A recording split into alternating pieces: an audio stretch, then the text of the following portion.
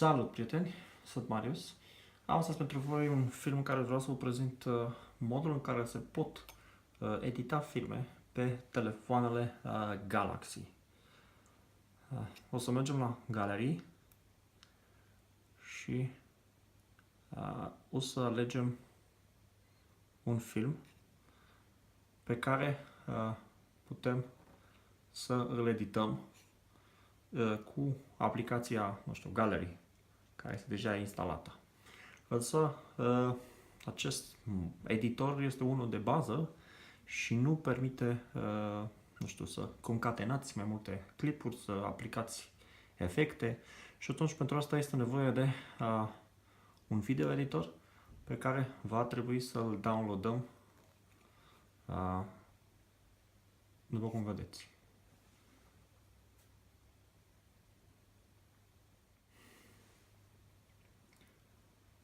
Se instalează în acest moment.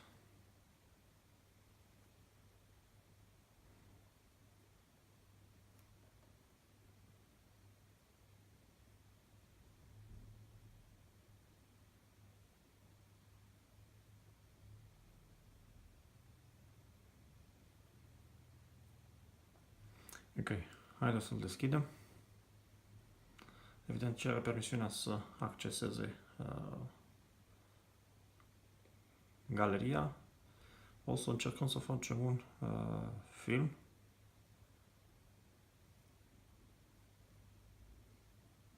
Ok, haideți să vedem ce găsim aici. Ok, și am găsit filmul pe care doream să îl editez. Avem posibilitatea să selectăm o temă. Da, mă rog. Auto-edit nu e cazul. Cancel. Ok, am ales custom. Done. Eu până acum n-am mai utilizat acest editor. Bun, de ce să folosim pinch to zoom ca să putem, nu știu, să putem extinde sau restrânge timeline. Next, avem posibilitatea cu drag and drop, să mutăm și să ordonăm clipurile în ordinea lor și avem posibilitatea să le dăm afară pur și simplu cu degetul pentru a le înlătura, pentru a le scoate. Încerc să dau și volumul un pic mai mare. Este un film pe care l-am filmat special cu camera de la Galaxy Note 7 pentru că vroiam să fac acest film.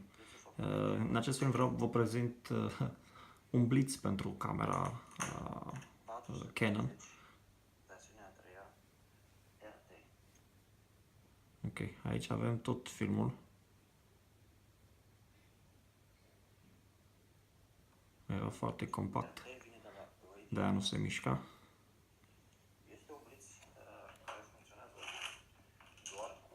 Da, am urmărit tot filmul și din păcate am reușit să fac un film care nu prea are nevoie de editare.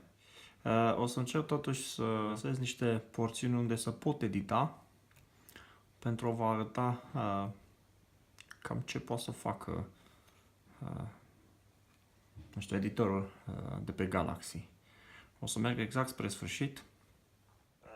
Însă, pentru a face niște fotografii ok în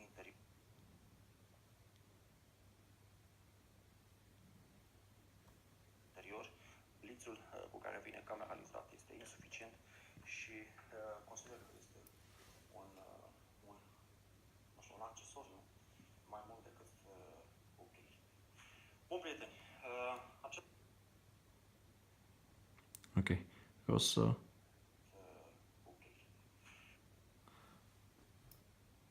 o să facem aici un trim. Trim left, trim, o facem un split, ok? După care, cu un click pe această zonă de tranziție, avem posibilitatea să introducem o tranziție care este Nu știu, aș fi vrut să fie și denumite tranzițiile. Cred că este fade to black, ăsta cred că este fade to white. Ok. Hai să vedem. Să ne oprim așa, nu mă lasă decât cu apply to all. Ok, avem posibilitatea să selectăm durata. 0,5 secunde, o secundă. Haideți să vedem ce s-a întâmplat. Ok. Bun, prieteni, acest film a fost... Să modificăm un pic tranziția, să punem o durată de o secundă și tranziția să fie... chiar nu știu. Ok, hai să facem ceva care să fie mai vizibil. Ok. Bun, prieteni, Da? acest Deci film asta a fost un fel de realizat în întregime de cube, nu știu, Galaxy chiar nu știu cum să Note zic. 7 și va fi probabil Acestui efect de tranziție. pe acest terminal, urmând să-l dau înapoi. Motivul pentru care am făcut acest lucru este că vreau să vă prezint într-o serie de filmulețe viitoare modul în care se editează filme pe terminalele Android și pe terminalele iOS. Ok. Am oprit din nou unde vreau să fac iOS. unde vreau să fac din nou trim-ul.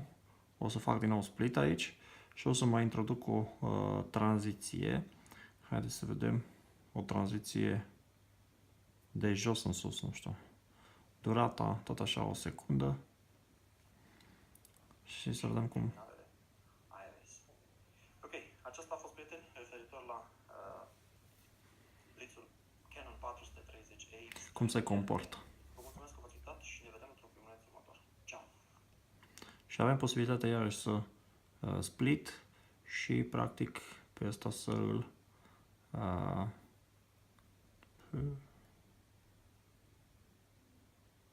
ok. În felul ăsta l-am șters.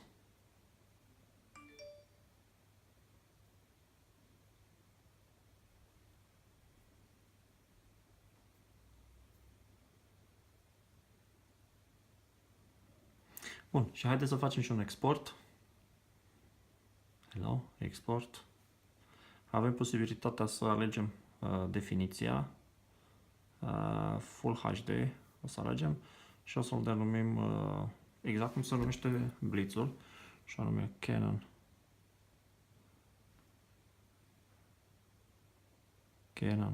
430 3 RT export.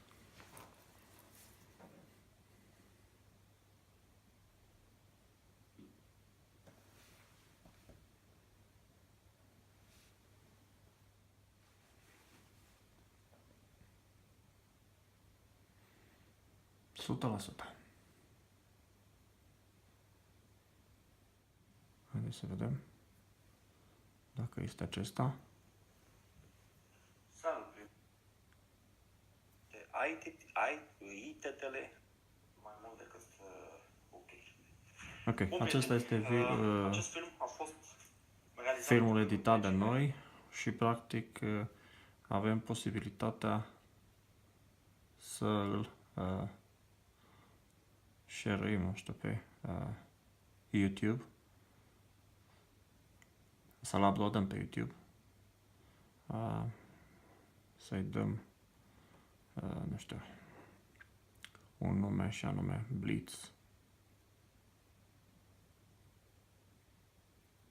Canon 430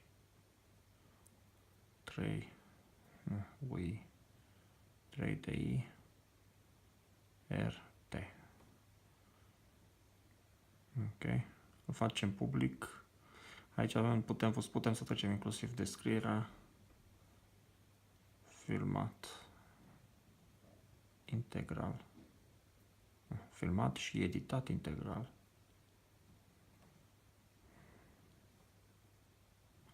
Și editat